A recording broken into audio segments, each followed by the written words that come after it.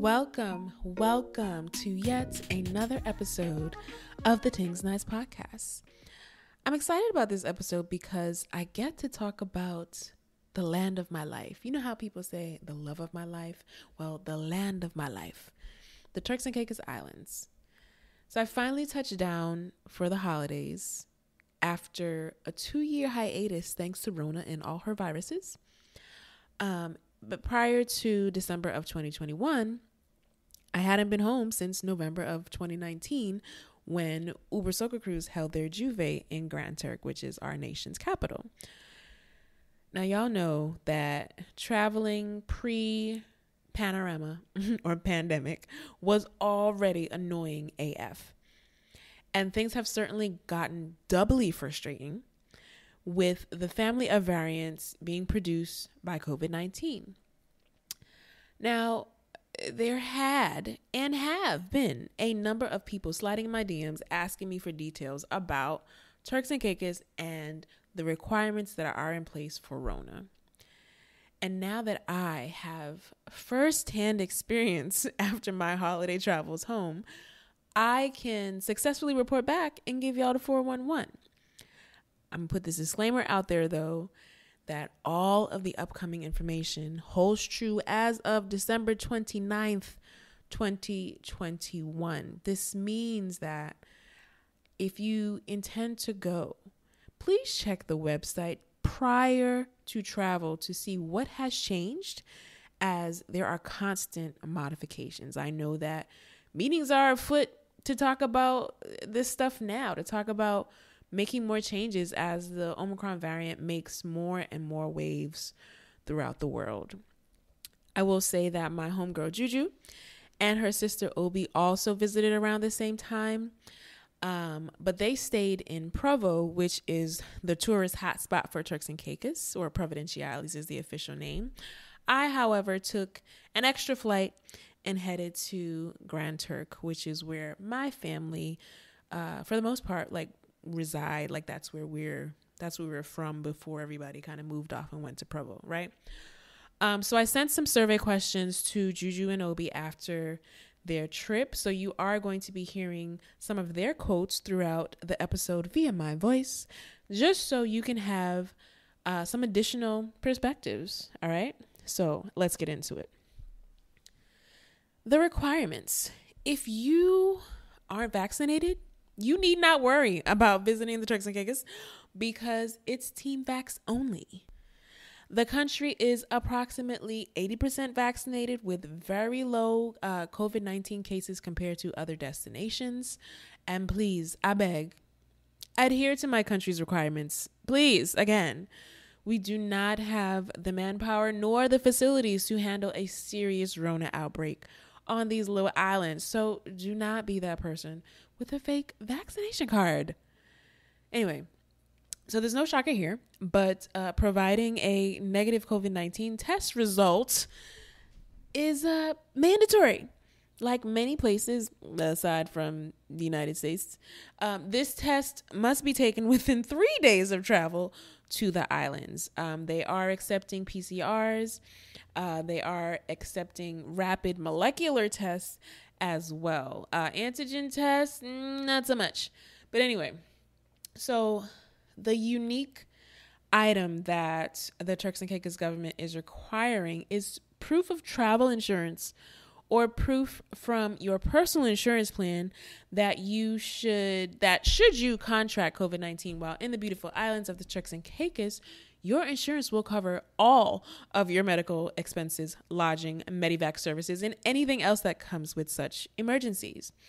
And please note that uploading an image of your insurance card is not acceptable. They want to see the summary of your benefits plan. So what I did was I had purchased travel insurance anyway, because I didn't know what was going to happen, whether or not I needed to cancel. I just didn't know.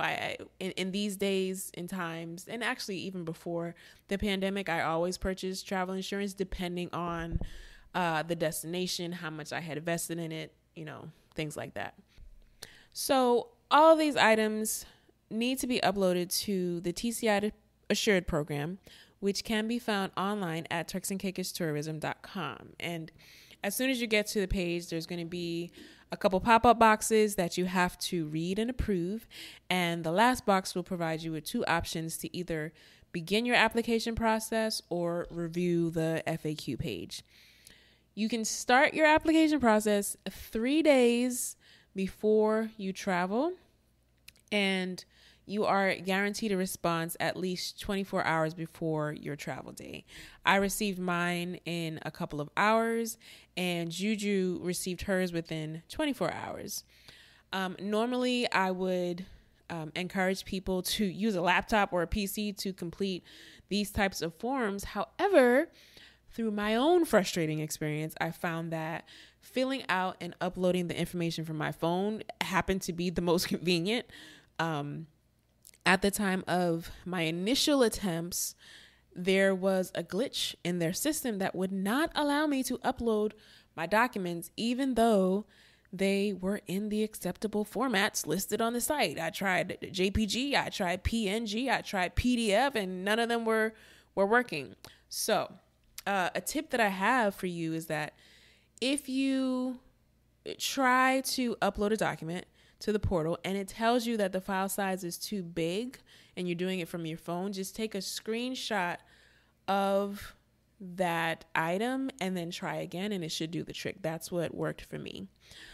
So one of the tips that Juju had for folks was, and quote, make sure you have your paperwork together for the TCI authorization.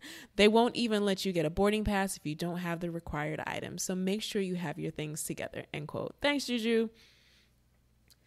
Now let's talk about arriving to TCI. Again, actually, I don't know if I said this already, but I highly recommend printing out all of the required documents because the government officers are going to ask for them upon arrival. I went in a different line because I have TCI status, but I did see like a lot of people had their papers and they were asking for those and they were handing them over. I didn't have to go through that, but I did witness it. So also the reason why I say print them out is because number one, you don't know what your cell phone situation will be. So I encourage you not to rely on technology. You might hit there and realize that, you didn't save it and you're trying to go online and get these documents and you're not connected to the network or there's no Wi-Fi or whatever. But additionally, cell phones aren't even allowed in the arrival area. So I don't want you to be shocked or annoyed if someone tells you to put your phone away. Okay. I will say that you should expect to wait in line after you get off the plane, depending on how many flights land around the same time. It could be a while before you reach the counter and get to see an immigration officer. But I guarantee that it won't be as bad as arriving to Trinidad for Carnival on a Thursday evening, though. Okay. Those who know. That's not fun. So it's not as bad as that, I promise. And then I wanted to talk about, the departure process, right? So in light of the times, you will need to set yourself up for COVID testing to get back to the U.S. and many other destinations. And I know that's one thing that when I'm traveling abroad, I'm like, oh crap, where the hell am I going to get a COVID test done, right? But these days, I think people and governments are pretty good at making sure that testing will be available for travelers so that they can get back home. So I'm going to post a few helpful links of where to go for testing in the show notes, as long as other information that you can get there as well. So for my testing, I went to Family Care TCI in Grand Turk. They also have a couple locations in Provo, and Juju and her sister actually went to one of those locations at Regency Village in Provo to get their testing done. So it cost $35 for a rapid antigen test, $35 US for a rapid antigen test, which you would get back in about 15 minutes. And that is currently acceptable to get back into the US. If you're looking for a PCR, they do those as well. However, it will run you about 150 US. Okay. In addition, since we're talking about departures, like the one thing that irks me is that some of the check-in counters in Provo, well, which is our main international airport, is the international airport for us. It used to be Grand Turk. For some reason, it's not anymore. But anyway, I digress. The check-in counters don't open early, right? At least for JetBlue. Historically, the last few times that I've gone there and flown via JetBlue, like they open like a couple hours before the first departure, right? Like if you had time, your flight wasn't until 4 and you're like, you know what, I want to drop my bags off at the airport at 9 a.m. so that I can go to the beach or I could do whatever. That's not going to happen because they're not there. There's no one there. Usually. I don't know. That's just JetBlue. I can't speak for the other airlines. But anyway.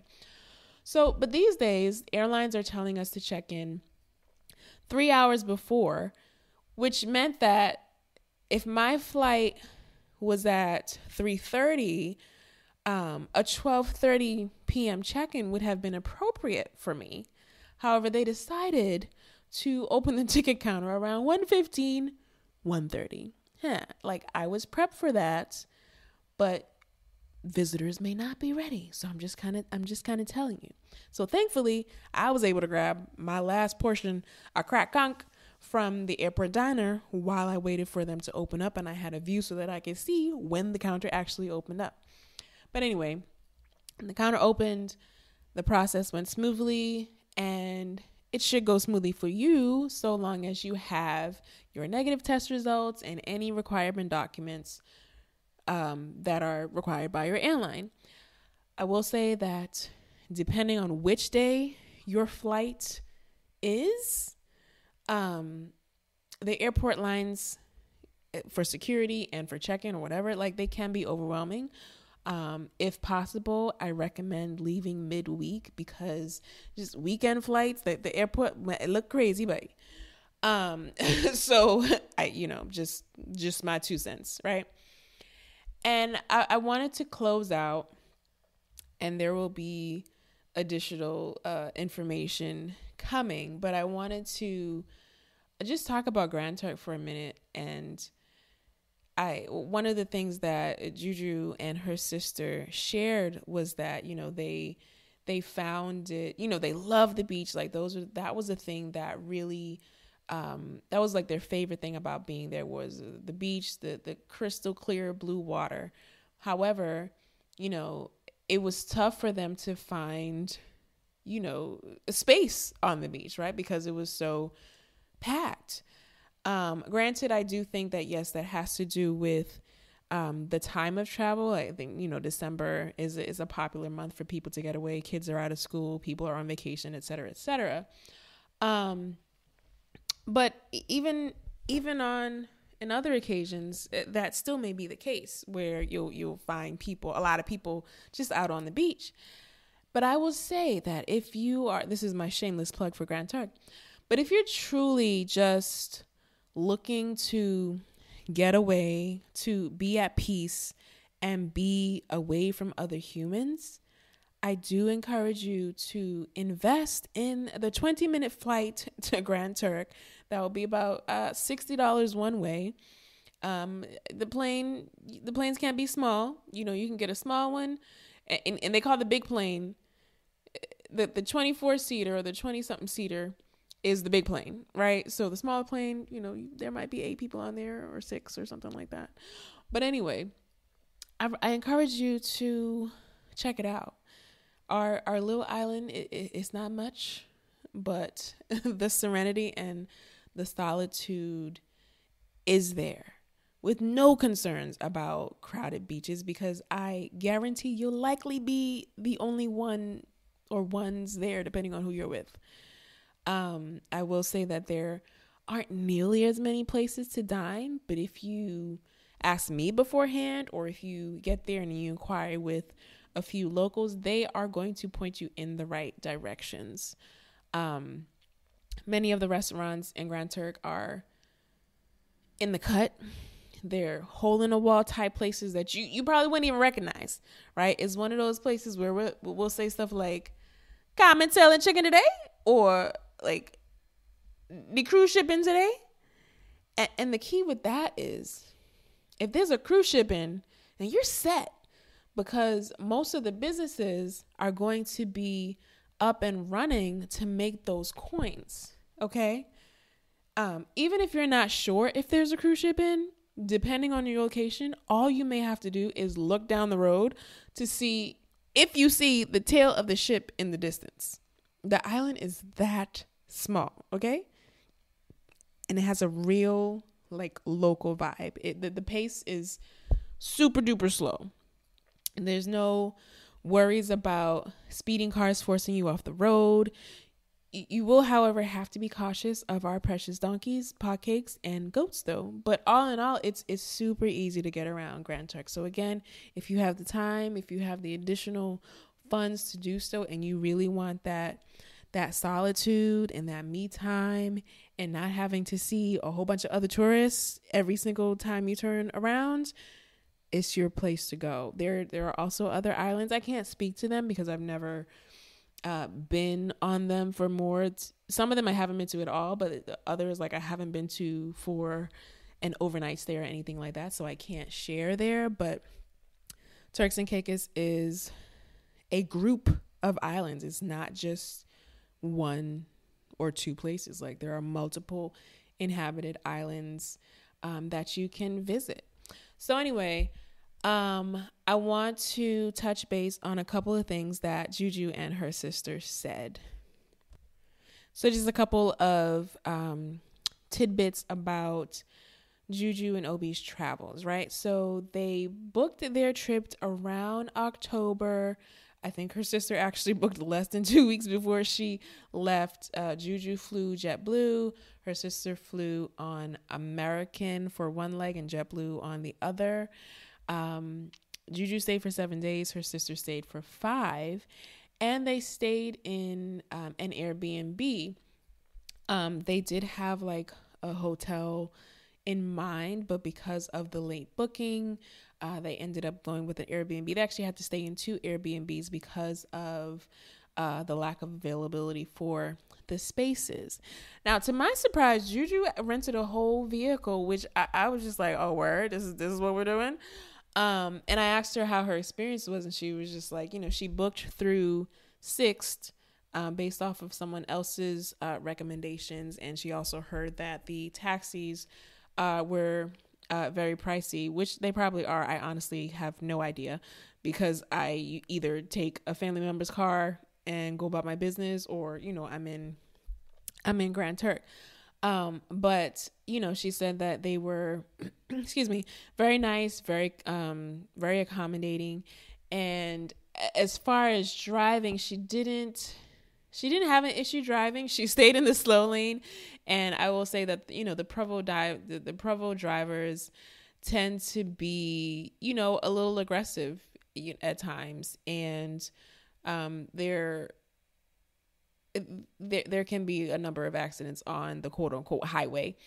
But she said she stayed in the slow lane and she let the speed demons go around her. And she actually said that the roundabout she found to be more intuitive than in other countries. And she does appreciate that there are no traffic lights. And she said that she didn't run into any traffic, which was awesome. Because I've seen some things in my family chat and I'm like, ooh, highway looking ugly today. I am not going to run down the list of restaurants that her sister and that she and her sister went to, because it's a bit lengthy, but I do co-sign some of them, and they will be in the show notes. As far as tips, I asked them, what tips do you have for the visitors? And they said, walk with your wallet because it's expensive. And yeah, that was kind of it. Like, that was the main thing. It's expensive. And I do co-sign that as well. But their favorite things were the beaches, hands down, and the people. Shout out to Juju and Oby for their participation in this episode. I appreciate their feedback, and I'm so glad that they had a wonderful time. If you have any questions about this, if you have any questions about visiting Turks and Caicos or wanting to know more about, the islands or whatever, don't hesitate to reach out to me. Hop in my DMs on Instagram is where I am at most. Feel free to email me at info@tingsnice.com, and I'll be happy to share what I know. But again, read the show notes for this. If you like this episode, be sure to rate it.